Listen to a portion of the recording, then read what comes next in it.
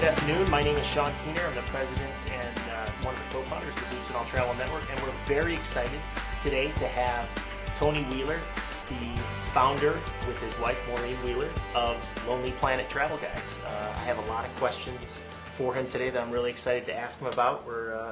We feel pretty honored to have you here at Bootsnall's headquarters, Tony. You are an inspiration, or your company, and a lot of your books were very inspiring while we were doing our independent travel in our early 20s, and it kind of led to the start of what we do today. So it's really neat to be able to sit next to you and talk to you about your book, Badlands, which Tony is on a book tour right now. Why don't you tell us why you wrote the book? You know, the thing that sort of kicked it off was actually Burma. Burma was a place we've done a book about, and we got a lot of flack for doing it. People said, you know, you should by doing a book, you convince people to go to Burma, and they go to Burma, and the money they spend goes into the pockets of the military dictatorship. Now, I knew most of the money actually went into the pockets of everyday people, but nevertheless, that was the view given. But it began to make me think just what makes a country bad, and I knew what was wrong with Burma. It was, it's military dictatorship that oppresses its people. But on the other hand, it doesn't do other things that make countries bad. It's never sponsored terrorism. It's never threatened to invade anybody else. So there are other countries that have done other bad things, and I just began to think about, what makes a country bad and why is this country worse than the other one. And then Mr. Bush came along and said, there is an axis of evil and there are 3 countries on it. And like any good traveller, my first thought was, wow, I've got to go there. If there's an axis of evil, I want to travel down that, I tell you. So he gave the book a theme, as it were. So I had those 3 countries, Iran, Iraq and North Korea, as my core bad countries, and just went and added 6 more to it. So out of the 9, which ones have your curiosity and you maybe want to go to a little bit more than others? I would say, the one I visited most poorly, you could say, would be Iraq, because so much of it is just really off limits unless you're crazy. And I went to I got a little tiny taste of it. As you know, in the United States, our media makes all these countries look very scary. Yeah. Now, were they that scary? Were they that scary? No, they weren't. I mean, I don't blame the media for this, but the media is there to tell the news. And what's the news? The news in Iraq is bombs and shooting and death and disaster. The news that the one part of Iraq is fine, that isn't news. It's the same everywhere. I mean, the news from Iran is, Islamic extremism and death to the great Satan and possibly testing nuclear things or something. The fact that it's an amazingly friendly country, and it's a country where people are extraordinarily proud of their culture. You're constantly being told, this is not like Pakistan, we're educated here. Right. And that sort of thing is, that doesn't appear in the news. Definitely. Yeah, or the fact that so many people are so friendly. Is that going? One of the funny things in the chapter on Albania was you talked about the buildings and how they leave the metal rods on the top floor, and I was cracking up because it's everywhere, isn't it? It's a developing world thing, Yeah. Mexico, Central America, really lots of places you go to. There's always this, maybe we'll do 1 more floor. Maybe this could be a 5-floor building instead of a 2 or 1. And it just always looks like in a state of unfinishedness. Well, the people there's also stories, how in some places, as long as those rods are sticking out front, the building isn't finished, then you haven't got to pay some sort of taxes. Yeah, that's true. I'm sure there's all sorts of excuses. Definitely. Why should people read Badlands? I think people who are going to read Badlands are the ones who are interested in travel, and they're interested in the news and so on. And from the news perspective, it's a different take on places that are in the news a lot. From a travel perspective, it's looking at the travel opportunities of a place that most people are not going to go to. Ever. Yeah. Well, maybe one day. Who knows? I hope so. But from Cuba, Cuba, easy to go to. It's just that from an American perspective, it has its difficulties from the American side, not the Cuba side.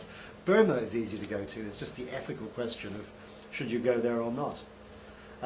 North Korea, it's actually, it's quite simple once you're there, but you've got to go on a tour. You've got to have someone looking over your shoulder all the time. It is difficult to get the visas, but if you can do it, it's quite straightforward.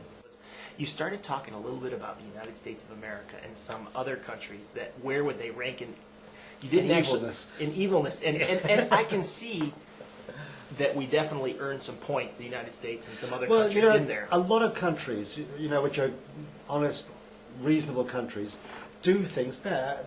You know, turning a blind eye to terrorist things, whether it's, you know, I mean, or even that have been examples of good Western countries like France actually doing something. The French blew up that Greenpeace boat in New Zealand some years back. So I mean, places will do bad things. I mean, I'm sure the CIA have done all sorts of bad things that they would definitely score some evil points if you wanted to rate them.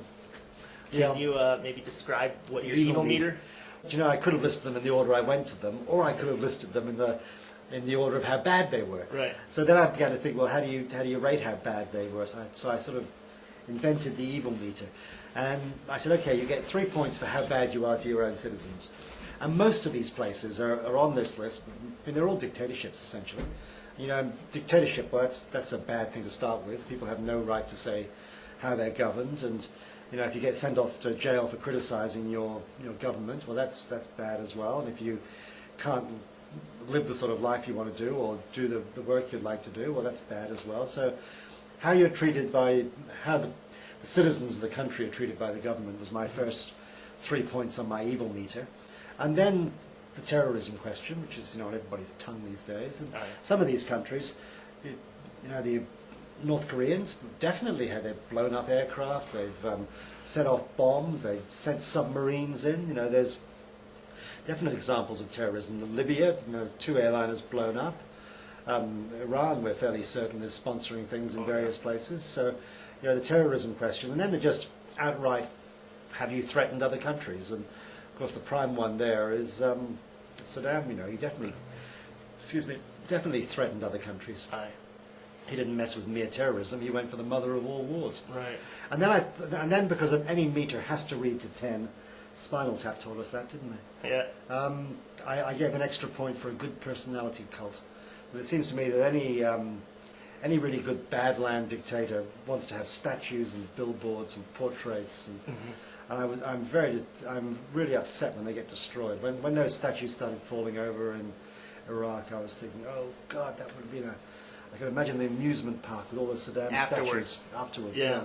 To kind of memorialize that period. Yeah. Absolutely. It's a little strange. On Cuba, you discuss how, or in the book you discuss how Americans can get there. Do you recommend do you think it's safe enough for us to kind of go around the system and go for it? I'm not an American. You know? Sure. Nothing's going to happen to me. Right. But, you know, I just can't believe they can really track you down. I mean, if you go off to Mexico, how do they know that you've been in Mexico for a month? Right. How do they know you've been in Mexico the whole month? I mean, it just seems ludicrous to me. That, you know, and I hear about, you know, they ask you where you stayed or something. Yeah, sure. Right. Yeah. Well, it's definitely an intriguing place for me as an American because it is off limits. So, yeah. And it's just places that are off limits, you always think, well, I want to go there. Definitely. Yeah. And the folks that I know that have been there just absolutely love it and like it. And it's changing very quickly. Who knows what's going to happen the next few years, whether Fidel's going to stay around. Well, Fidel's going to die. I mean, he's an old man. You know, even, I wonder if he's just holding out, you know, to say 50 years. Right. You know, 50 years, every successive American president has been saying, we've got to get rid of this guy. In 50 years, I've stayed there. I bet he lasts 50 years and he dies the next day. He's done it, you know. So, Tony, thank you for coming to Bootsnall today. Appreciate it, and talking about your book, Badlands. We'll have the link on this blog post so everybody can check out the reviews on Amazon and what Tony has to say about it on his blog. Sean, it's been great being here. Thank you very much. Cheers. Good. Cool. Thanks so much. No problem. That was excellent. Lots of good stuff.